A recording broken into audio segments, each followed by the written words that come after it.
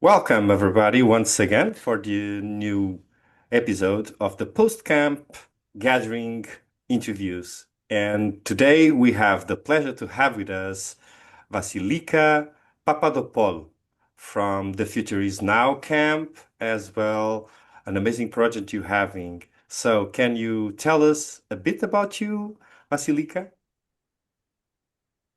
Hi, thank you so much for having me here and for this invitation. Um, yes, I'm a consultant. I'm a business consultant, creating a project that is called InLight Businesses. I guide visionary leaders and conscious entrepreneurs to bring their dreams to life through sustainable and purpose-driven strategy. I like to say that I blend somehow business expertise with spiritual awareness, Mhm. so we can co-create projects that are regenerative, meaningful, and connected in authentic with integrity. Amazing. And can you tell us a bit more about the Future is Now camp? What were your role there, the connections? The future is now was a beautiful camp that helped me to find beautiful and amazing people. Um, I discovered beautiful souls that um, embrace me and welcome me so beautifully. Um, I didn't know them before. It was a surprise even for me to join them, and I'm happy I did it. Great, great. And that's the true meaning of the gathering, right? To connect, to get to know new people as well, having new experience. So cool. Exactly. And now, tell me, how did the gathering impact your work and the organization? Meaning, did it lead to new projects or partnerships? Um, the gathering helped me discover a new business environment in Europe. Um, Gave me a clear picture of what is happening, what is emerging right now in the world of regenerative and alternative lifestyle projects. Um, yes, definitely. Um, I had the chance to um, make it happen, several collaborations and partnerships. Actually, right now I'm in northern Portugal, involved in the project that is called Terra Bravia. It's one of the reasons that I decided to spend the summer in Europe instead of Costa Rica, where I've been active for the actually last like 5 years, Mhm. almost in the same kind of projects and initiatives. Okay, amazing. And tell us that what connections did you make? That was one of them, like during the gathering. Any stories you want to share? Um, yeah, I can say that after the event, I stayed in touch with many inspiring people from different corners of the world. Um, I I feel these relationships will grow into um, co-creative partnerships aligned with a regenerative vision. Um, Many of these people are like super called to impact the world in a meaningful way. So um, was beautiful to develop new connections and be part of some of their initiatives. So nice to hear. And because I would say nowadays it's so it's getting to start to be so important in everything we do, at least the ones who are embracing this. Many times I call it a regenerative movement because it is a movement, a It rising is. movement, and to do things in a meaningful way. Because in our days, I believe our society is so full of um, no meaningful things to do, like consume and then people get so empty inside after they spend actually sometimes quite a lot of amount of energy, if you want to say money, but people had to work for it, and now to become and to have people like you so inspired to help others to make things in a meaningful way. That's so great as well, inspired to hear. And as you know, the gathering aims to build a regenerative ecosystem of collaboration connecting to this movement. Do you think it's a seed? I think it did. Yes, I believe it did. Maybe not in the way that we were expecting, um, but creating these kind of spaces, um, it's essential to bring people together in collaboration. It's a good start. It's I definitely I know that was not perfect. Um, but I think that the gathering successfully laid the foundation for a regenerative ecosystem. And from my perspective, we are on the right direction. All right. That's a good perspective. I believe it's so as well. And tell me what went well in your opinion as well, what could be better and how?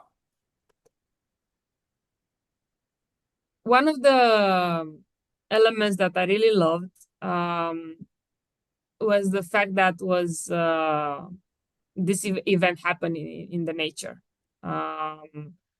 The setting in the forest, I think that that was a very inspiring and creative space, and brought an amazing contribution. Um, Also, the open structure allowed for spontaneous and meaningful interactions. We are able to um, find new people during lunch or breakfast or um, between workshops. Yeah, the energy was alive, and there was a beautiful flow between I don't know, the sessions that I planned in. I really wanted to go there, and also organic conversations and connections. So yeah, I I love the way how the entire week flew for me. In terms of improvements, Mhm.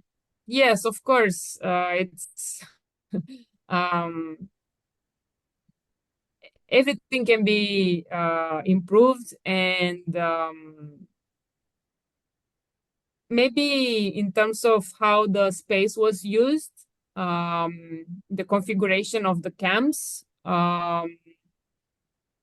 and I will add also about the communication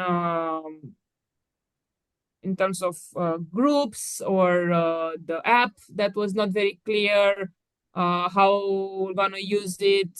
Um, so maybe the way how the workshops and activities were communicated could happen better. A bit more clarity and yeah, structure around the daily schedule from the beginning, so you could know from the first day what's gonna happen, and have more clarity about that. That I think Mhm. uh, will be an improve. Okay. So, and for sure, next events we'll have all those improvements in a Yeah, list to them. will help participants feel more like oriented and engaged, if you have clarity on how to organize the time and And what yeah, and about, how.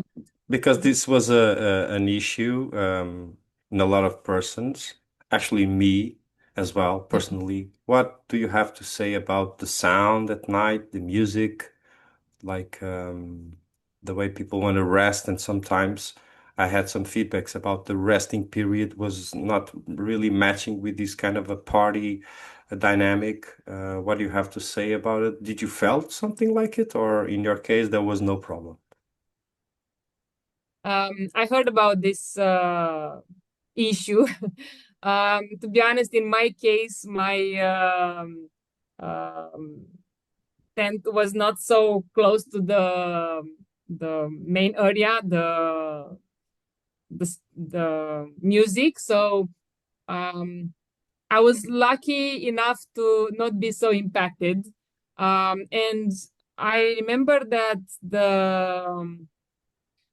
the music was at some point, or like in the initial day, the first days, or was I don't know, turn off around 10 or 11. I don't Yeah, remember it was exactly, but earlier. Yeah, yeah.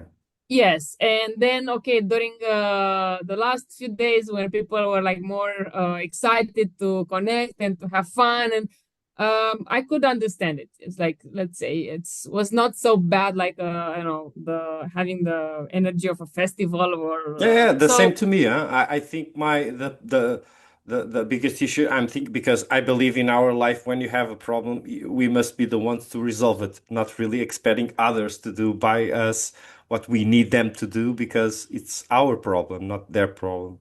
So I believe next time for sure I will have more careful in the place I will choose, my area, my resting area, and maybe I'm just maybe myself here giving a tip to the organization to explain better and to expose better, like this kind of party dynamics, because I believe it's quite healthy and it's a festival. People want to do party, but I believe the ones, I don't know about you, I was working there as ambassador of the gathering, to hosting national media, as well as giving support to Mauricio Woman at Fractal Camp.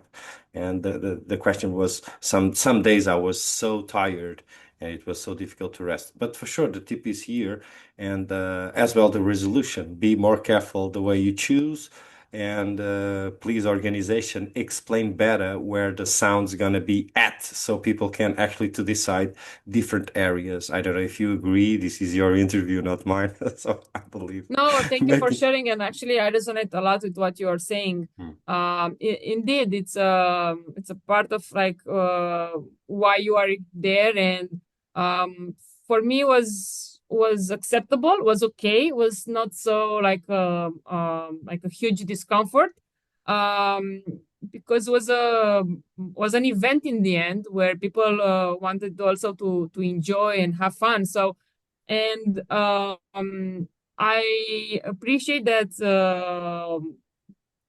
was not alcohol, or like not like a big party and people getting drunk, or so. I appreciate that this didn't happen. So was for me was decent.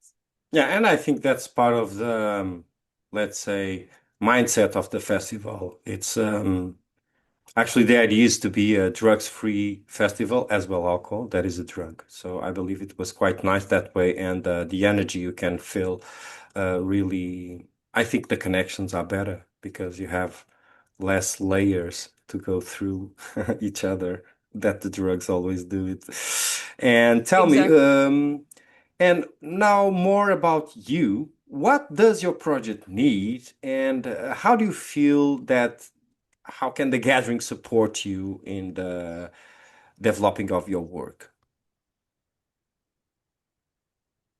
I think that keeping this vision and doing what the gathering is continuing doing right now, it's the way how also my project can be supported, um, because I really think that what is happening right now in this kind of spaces, bringing people that who resonates and who share the same dreams and visions, and helping them to connect. That is something also that my project needs. Um, so continue creating this kind of conscious and meaningful spaces. It's basically nurturing a living network now, Mm-hmm. and encouraging cross interconnection between projects and people that's seeking to bridge Mm-hmm. vision with more tangible impact. Yeah, maybe you can in the next edition of the gathering here in Portugal, maybe you can connect with the camp, or even so to have your own camp. That is maybe a cool idea that now I launch to you. Yes, we'll have to see what the universe wants us to co-create. So, but I'm happy to see how right now we have already a gathering in Mexico planned for this Yeah. year. Mm-hmm. And actually, I'm thinking that I might go because Ah, cool. um, it's very close to Costa Rica, Mm-hmm. a place where I consider my base. Mm-hmm. And I haven't planned to spend my winter there to go back to the tropical weather. Yeah. So, and I had like a thought maybe the gathering will have at some point spot also in Costa Rica. So why not? We'll Well, have to I know see. for sure they are open. They are open to that idea for sure because there's a lot of things happening as well. As an evolution of the gathering. So I was speaking, and I keep speaking with Victor, the organizer.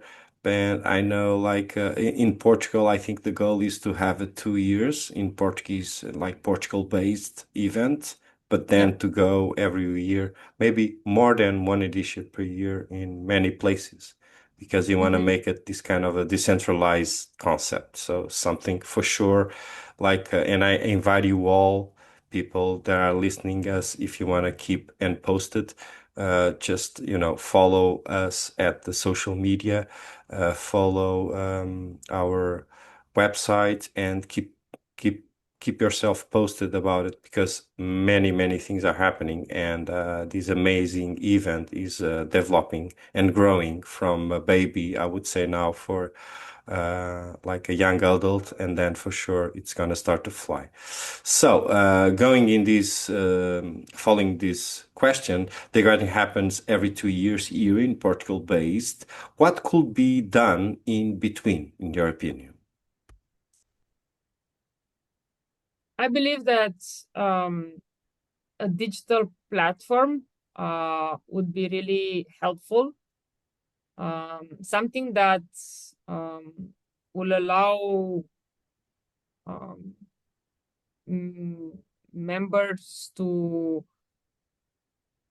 stay connected and discover uh, new collaborations, even in between, because there were so many, I don't know, people that I wanted to connect and I didn't have the chance.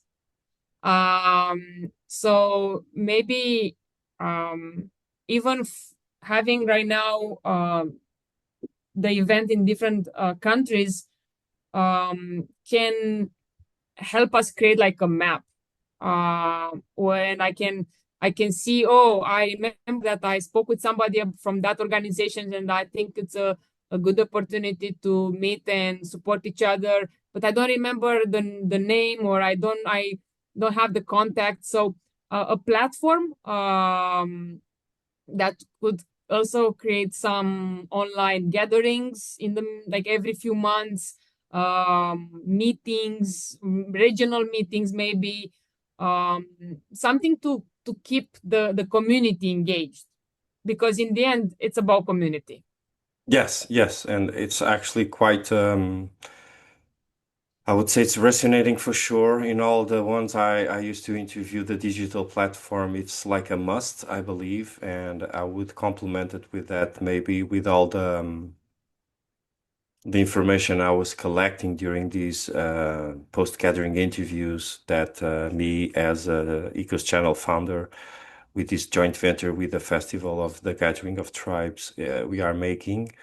And I think it's so overwhelming, the experience, and that I believe it's really to have a sense and a meaning, to make something more meaningful about this event. For sure, we have to reinforce the connections, because it's not easy actually, right? So many information in our days we have to deal, and so many inputs we have to deal during every day, and sometimes it's And not easy. yeah, we have to process. We have so Hmm. much information that we have to Hmm. process Hmm. daily. So at some point, it's hard to discern Hmm. whether this like um, is really important, or it was just like a random like spam, you know. So Hmm. it's important to have maybe as a tool, a way to keep this data somewhere, so we can remember or we can connect every time we feel that is the case, is needed.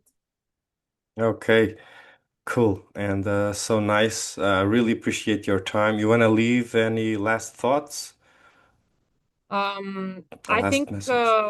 just to reinforce the need and the importance of this kind of events, and I'm super happy to um, join the next one. Either it will be in Portugal or another part of the world.